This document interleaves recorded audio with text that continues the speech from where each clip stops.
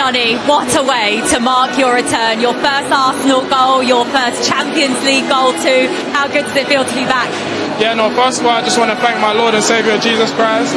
And yeah, it's just amazing, to be fair. First goal, couldn't have picked a better game, to be fair. It's always difficult, you know, as an attacker, you want to hit the ground running straight away. Sometimes you got to wait, but it was perfect. I'm so happy that the team got the win as well. 3-1 against Bayern Munich, a team that Arsenal have historically struggled against. How big of a statement was that? Yeah, it's an incredible statement. But we know the work that we put in every single day. We're so together, and we go into these type of games now with a real confidence that we're going to get the job done, and that's exactly what we did today. So we're really satisfied. But of course, we got another big one on Sunday. So. Absolutely. Look, there were some unfair comments when you signed for Arsenal this summer. How much more determined did that make you to prove yourself here at Arsenal? Yeah, it was a little factor for sure, of course. I'm a confident player, so I don't really like anyone telling me that I can't do something, but it's really my teammates and the staff and how they've taken to me and the belief that they have in me. That's really the real reason why I want to, you know, do my thing here and give back and play really well and help us win trophies, which is what we're all trying to do. So, as you say, it's your old club Chelsea next. They've just beat Barcelona. You've just beaten Bayern Munich. What sort of game have we got to look forward to in the Premier League this weekend? Thank my Lord and Saviour. I guess we'll see. I guess we'll see on Sunday. Obviously, first versus second. They got a top team. We're a top team. So yeah, I think it's going to be a good game, and God willing, we get the result that we all want. Moments like this probably don't come along in people's careers that often. Do you really just have to take them in? Yeah, definitely. I think if you look at Bayern Munich this season, they've been the best team in Europe, and the games they've won tell you that. So we knew tonight what type of game we was in for. Probably the toughest game tactically we've played all season, to be honest with you. The way they move, the way they drag you around, it takes a lot of communication and a lot of thinking. Some crazy rotations from them, It's incredible. The way they work it is so good, and it's top tier. But is that why you guys almost sat off them a little bit in the first half? Yeah, when they drop you deep, it's so hard to pick up references across the pitch, you know. It's so hard to get up to a man because they're just rotating constantly. So it's about staying zonal and waiting for the opportunity to pounce. And I think second half we've done that much better. We got our references right. We really went man to man with them. And yeah, it was an all-round great performance because it is Bayern Munich, you know. They've been unbelievable this year, and thought tonight we was outstanding.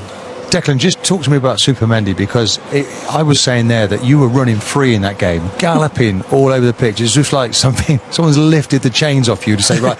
And is it Super Mendy that is giving you that licence to, because it was just there? Yeah, I think, yeah, it's been so easy to play with him. We obviously only signed him in the summer, and usually to build a connection with a player takes a while, but from the first moment we had with each other in pre-season, I could just tell that I was going to play some good football with him. I just really liked him as a person, as a player, and I think as the games have gone on, our understanding of each other has been outstanding, and he's just such a nice guy. Because at the foot of the defence, you know, that platform, he navigates with his passing, doesn't he? Yeah. So well, and then I can stay high, Eze can stay high, because we trust this fella to make the passes. He's Spain's number 6, and you know what Spanish number 6s are like. They're the best at, you know, first phase build up, turning on the ball, playing forward, playing into pockets, and that's exactly what we've got with him. We all trust him with the ball. If there's a player up his side, it's just easy to give him the ball, and you all feel so confident with him. So he's been so good for us. Unbelievable player. Dick, it must be so reassuring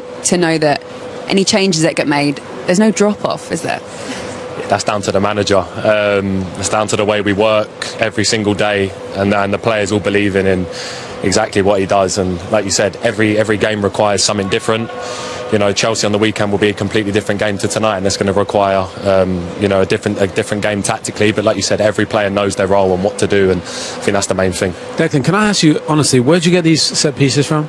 Because to be fair, I thought it was a really tight game in the first half. The set pieces that you kind of pushed Bayern in, they couldn't get out. Yeah. Those consistent corners, and it just felt like that changed the game. And then you guys got a foothold in the game, and everybody started to play. But your corners are. When did you practice all them? I think the delivery is a big part of it. I think obviously to score the goal, you need a top delivery. I think how many corners you see that hit the first man, or you know, only hit the second man. It's about repetition. We don't actually get to work on it a lot, and I'm being totally honest, just because of the game schedule and how much we actually focus on the opposition. But I think it's a thing we've built in for a while now. We know what we have to do, we know our routine, and it's a great way to open up a game, especially against Bayern, who are really tough to play against. Obviously people are going to say what they have to say about us and set pieces, but it's a great strength to have, and yeah, we're going to hopefully keep scoring. But you don't even have to just score from set pieces like you showed tonight and like you showed at the weekend against Spurs. Have you spoken to the manager yet? What's he said to you guys in the change room? Because that was a big night for him as well. He's so happy, incredible. He just spoke about the importance of communication before the game because of how much they move and rotate. That can really put you off as a player because it has to be constant communication with man-to-man game, and especially when you've got Harry Kane dropping from striker all the way to the edge of the box. Is your centre-half prepared to go the whole way with him? So there's so many different things, and he spoke about the power of communication, and tonight I think everyone was on it. You could feel it. There was something in the stomach, everyone was bang up for it, and it was another special European night. Does it feel different as a team? I asked Martin about the mentality that we think we can see from Arsenal, where there's so much belief in this side. Does it feel different from last season, the season before? Yeah, definitely. I think so. I think there's a lot more leaders in the team now. I think there's a lot of players who've been here for quite a while and know what it takes to play for this club, and obviously been in a lot of title races, and obviously that hurts, that feeling of always not being able to get over the line. And we know how important it is every single game. We're just taking it one game at a time, but the mentality's been different this year. There's a hunger and desire in us to want to win every game, and we can do that if we're at our best. Great watch. What pleased you the most about that win? Probably the overall performance and the way we dominated the game, the way we had to adapt to what they do, to their quality. They are a super well coached team, and it's not a coincidence they didn't lose before today. So we have to raise the standards. We knew that this game was going to require a different dimension of performances, and I think individually we were exceptional. Bayern historically have been a team Arsenal have struggled against. So a win like this tonight, does it just go to show even more so the progress that you're making as a team? Hopefully, yes, and it will bring more confidence and more trust to the players. And we made changes, and whoever it is, with all the injuries that we still have, perform in an incredible way. So I'm so pleased. I know the difficulty of the match that we played and how much they demand in his actions, and I thought we were excellent. Your first goal came from a corner, and Bayern Munich looked uncomfortable pretty much with every set piece that you took. How on earth do you keep making it so difficult for teams? Well, in every phase of play as well, we score from a set situation, we score on the counter after every game, so that's the variability that the team needs from every situation to be a danger, to be very efficient, and we haven't done today.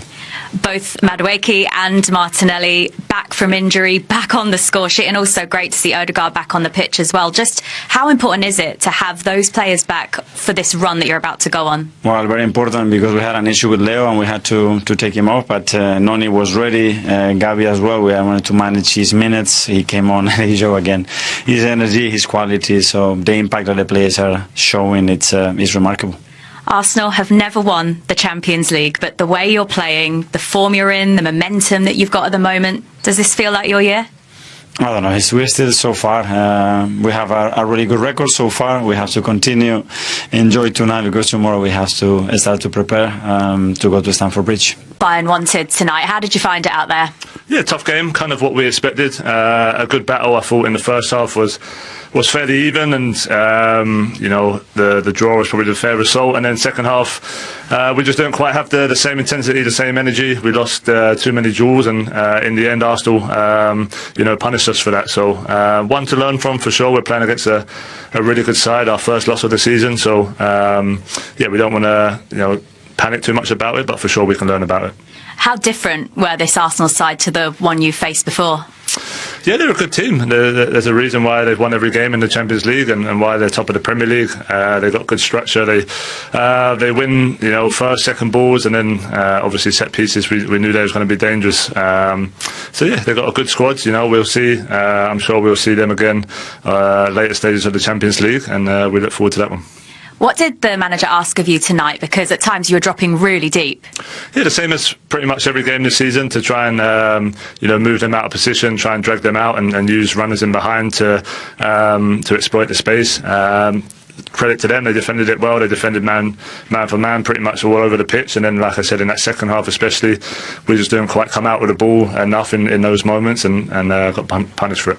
The perfect record in the Champions League for Bayern is now gone, but it's a competition you're so desperate to win as a player and as a team as well. So how much can you read into a result like this? Yeah, like I touched on earlier, I don't think it's time to panic. I think you can learn from it for sure. But look, we played Chelsea, we played PSG away, we played Arsenal away. We've had a lot of tough games in the Champions League so far. We've won the majority of them. We have 3 games now left that, on paper, if we reach our level, we should be able to win. And like I said, I'm sure we'll come against some tough teams later on in the stages come, March time. Although you didn't score tonight, you're having a phenomenal season, 29 goals for club and country. In a World Cup year, how important is it for you to just keep that form going right the way through the season? Yeah, I think it's important for sure. I think as a striker, you want to be scoring goals, you want to be affecting games and helping the team. And whenever there's a World Cup at the end of the season, you've always got one eye on that. And ultimately, even though it's a long way away, it's just about staying fit, staying as fresh as possible. We have a few more games now before we get a break, so just trying to grind it out until then. Vincent, just talk us through how you saw the game from a Bayern perspective tonight. We played against a very good Arsenal team today, so well done to them. The first half was I felt like once we got past, I think we started the game well enough, but then they had a bit of momentum with the set pieces. And once we got past that moment, I felt like we were growing in the first half. Probably at half time, I thought that continuing that way would give us a win. But and then in the second half, we didn't come out at all. So we sort of let ourselves a little bit down in the second half in comparison to what we used to, the standards and everything. And I felt we exposed ourselves a little bit too easily for them, to just actually win the games on good basics. They've got quality as well. We've got to recognise they've got a very, very strong bench. So as and when they are making the subs, they're not really losing much or anything at all. And we just I'd love to play them again as soon as possible. We'll have to wait a little bit, and hopefully in the latter stages with a good amount of learning from this game. What would you do differently if you were to play them again? Well, first of all, I'd have a home game as well in there. But no, credit to them. We'll see. They're a good team. They'll be a good team until the end of the season. I think for us, it's been a good run. We've given ourselves the right to sort of go into this game and sort of approach this game with a lot of belief.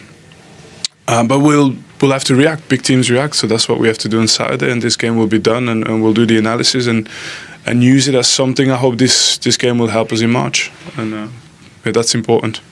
For a lot of English football fans, it may have been their first time seeing Lennart Karl play tonight. He's just 17 years old. Just how good can he be? Yeah, we missed Lucho Diaz today. We had Jamal Musiala not there, Alphonso Davies, and Serge Gnabry was coming back from an injury. So we've really needed him, and we've benefited from him sort of popping up out of the academy and sort of giving us A-star performances straight away. It's helped. Mikel Arteta has made it clear that Arsenal will need to unleash their complete player against Bayern Munich. The Gunners host the German champions at the Emirates Stadium on Wednesday, and one man in particular could be decisive. Ebereki Eze, described as a very complete player by teammate Mikel Merino, is emerging as one of Arsenal's most dangerous weapons ahead of their Champions League clash with Bayern. The 27-year-old announced himself in North London with a stunning hat-trick in his first derby since arriving in a £67.5 million move from Crystal Palace. His 3 brilliant goals dismantled Tottenham, and truthfully, he could have scored even more. Mourinho believes every one of Arsenal's 8 summer signings has lifted the squad's level, helping the team build a 6-point lead at the top of the Premier League. But Wednesday's matchup is different. Bayern Munich, the reigning Bundesliga champions, represent the toughest test yet for Arteta's side.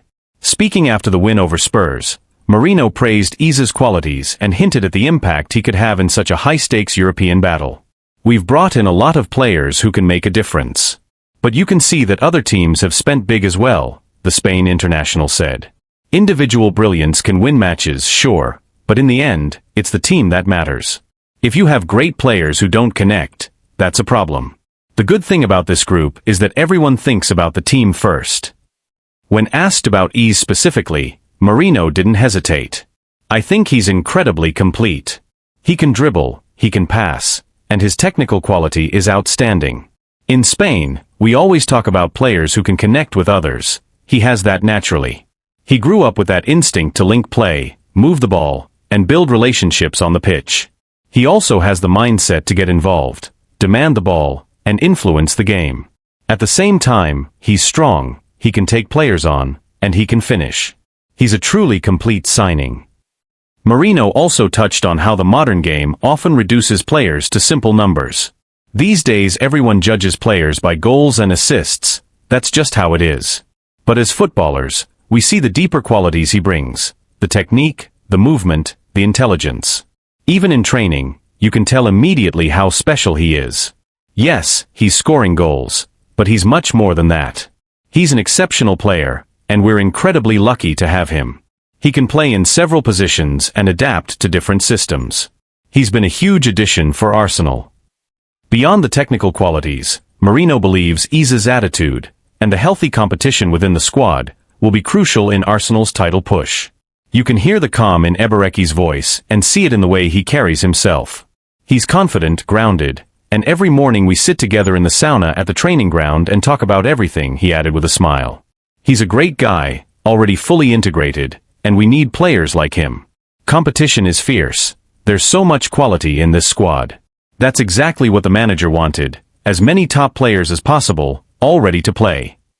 It makes his decisions tough, choosing who starts and who doesn't, but it also pushes every one of us to give our best in every session.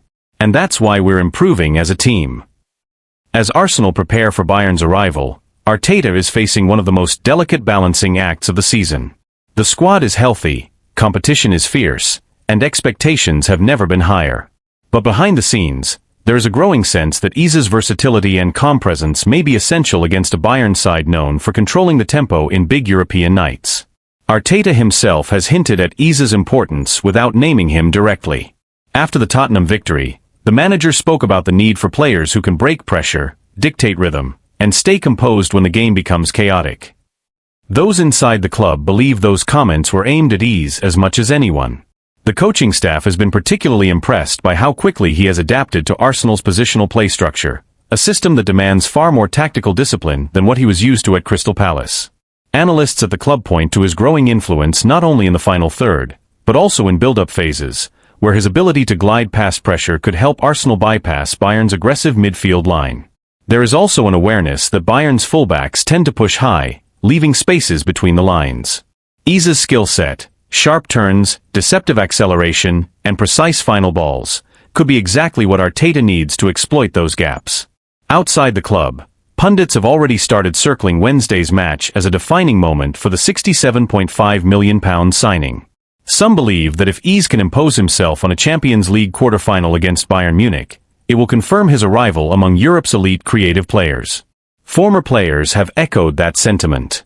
Several ex-Arsenal figures, speaking on television over the weekend, highlighted the need for someone who can change the temperature of the match with a moment of calm or an unexpected burst of creativity. Ease, they argued, is one of the few in the squad capable of both. Meanwhile, Bayern Munich come into the match with their own confidence. Their midfield trio has been one of the most dominant in Europe this season, and they have shown a repeated ability to suffocate opponents early.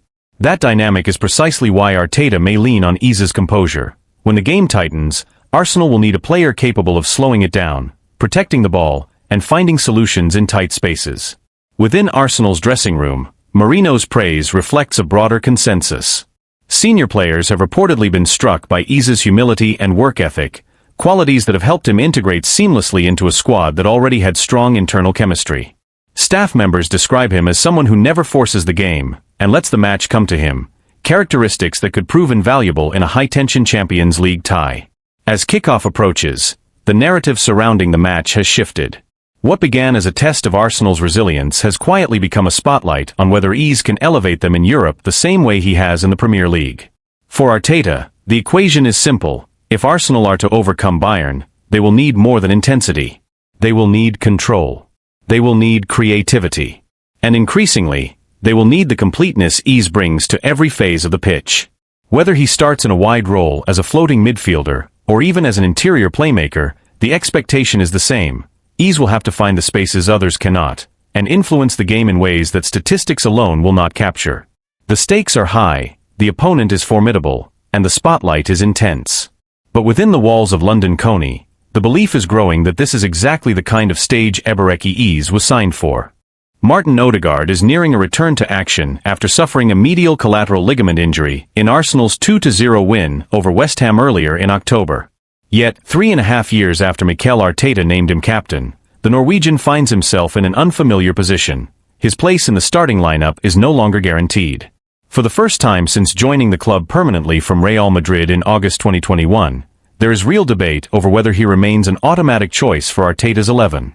Odegaard, now 26, has been central to Arsenal's resurgence under Arteta, the conductor who shaped the team's rhythm through some of their most fluid football. But this season, the Gunners have been forced to navigate long stretches without their captain, first due to a shoulder issue that kept him out of 4 matches in September, and then because of the knee collision with West Ham's Crescencio Somerville that sidelined him again. And during his absence, something significant happened. Ebereki Eze stepped into the spotlight. Eze's sensational hat-trick in the North London Derby has complicated the picture. Now thriving in a central role, the England international has given Arsenal a different kind of presence around the edge of the box. A blend of unpredictability, directness, and two-footed confidence that opponents struggle to contain. He may not control games with the same metronomic precision as Odegaard, but he offers a spark, a willingness to take risks at moments when Arsenal need a jolt of creativity. After such a standout performance against Tottenham, it feels almost impossible to imagine Arteta leaving Eze out. The manager has always had a soft spot for players riding a wave of confidence, and Eze is currently surfing at full height. There was a similar situation back in September, when Mikel Merino was handed a start against Manchester City after scoring 4 times in 2 games for Spain, including a hat-trick against Turkey. Arteta doesn't hesitate to reward form. Eze has carried that form onto the international stage as well, recently scoring a stunning goal for England in a 2-0 win over Serbia in the World Cup qualifiers at Wembley. Though he can play on the left, it has always been clear that Arteta brought him to the Emirates to operate in midfield. And with Declan Rice and Martin Zubamendi near untouchable in the double pivot, the odds of Eze and Odegaard consistently starting together seem slim. That leaves Odegaard in an unfamiliar position. He needs minutes to rebuild sharpness, yet Arsenal's medical team won't rush him. The plan is likely to ease him back through short substitute appearances before restoring him to larger roles. But even once fully fit, Odegaard faces genuine competition, because Eze has shifted the landscape. His arrival has raised the team's ceiling, and his performances have earned him the right to keep his place. Before the dismantling of Tottenham, Eze had scored only twice for Arsenal, one against Port Vale in the Carabao Cup and another versus his former club Crystal Palace, a clever finish that sealed victory. Now with 5 goals across all competitions, he sits just 1 behind Odegaard's total from last season, when the captain made 45 appearances. Odegaard's 2023-24 numbers were outstanding: 11 goals, 12 assists, influence written across every competition. That is the standard he must match again if he wants to reclaim his spot, because Eze is hungry, confident, and eager to impress ahead of next summer's World Cup. Arteta will insist that Arsenal need both players at their best if they are to meet their ambitions in the months ahead. And with Kai Havertz also working his way back to full fitness, potentially slotting into midfield behind marquee striker Victor Gyökeres, the battle for places has never been fiercer at the Emirates. For Odegaard, the message is clear: he must rise to the challenge. His leadership and quality remain unquestioned, but he can no longer rely on reputation alone. If he embraces the competition and fights his way back into the side, his return could push Arsenal to even greater heights. And if the team has already reached this level without several key figures, the potential for what comes next may be even greater. Inside the club, staff members are quietly acknowledging that Arsenal are entering a new phase, one where no player, not even the captain, is immune to tactical evolution. Arteta has spent the past 2 seasons building a squad capable of sustaining pressure across multiple competitions, and the emergence of Eze is a sign that the manager's long-term planning is beginning to bear fruit. Depth is no longer a luxury, it is a necessity. But with depth comes difficult decisions. Arteta has always valued balance in midfield, and the contrasting profiles of Odegaard and Ease force him to reconsider what type of midfield best suits the team's ambitions in Europe and the Premier League. The technical control and spatial awareness that Odegaard brings have defined Arsenal's identity under Arteta.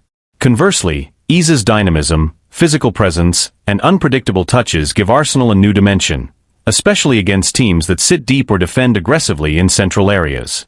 This internal shift has also caught the attention of analysts and former players.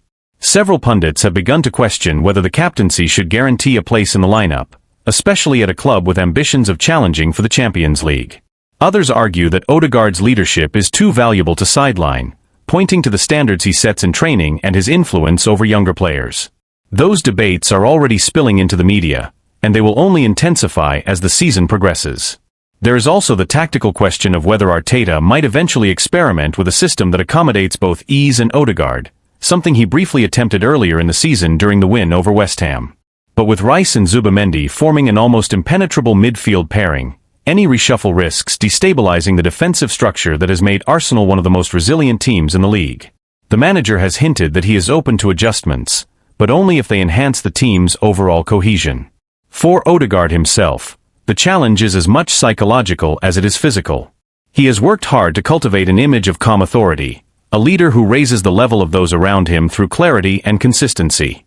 Now he must show that he can adapt, compete, and respond to adversity. His teammates still speak of him with admiration, describing him as one of the most studious and detail-oriented players at London Coney. They believe that once he regains full rhythm, he will naturally reassert his influence. Yet even they acknowledge that the landscape has shifted. One senior player privately remarked that, "The team is different now, Ease has changed what we can do in the final third." That sentiment reflects not a lack of faith in Odegaard, but an understanding that Arsenal have evolved while he has been sidelined. For Arteta, the ideal scenario is straightforward: a fully fit Odegaard competing with a fully confident Ease, creating a level of internal competition that lifts the entire squad. The manager often speaks about the need for healthy tension among his players, pressure that keeps standards high without fracturing unity. The arrival of Victor Gyökeres, combined with the recovery of Havertz, only amplifies that dynamic. Arsenal's season will almost certainly hinge on these midfield decisions. With Champions League knockout matches approaching and the Premier League title race tightening, Arteta must decide not only who starts, but what kind of identity he wants his team to carry into the defining months of the campaign. The next few weeks will reveal whether Odegaard's return sparks a resurgence or a battle for relevance. If he manages to reclaim his place, it could serve as a reminder of why Arteta trusted him with the armband in the first place. If he struggles, it will underline how rapidly Arsenal are progressing, and how little room there is for sentiment at the highest level.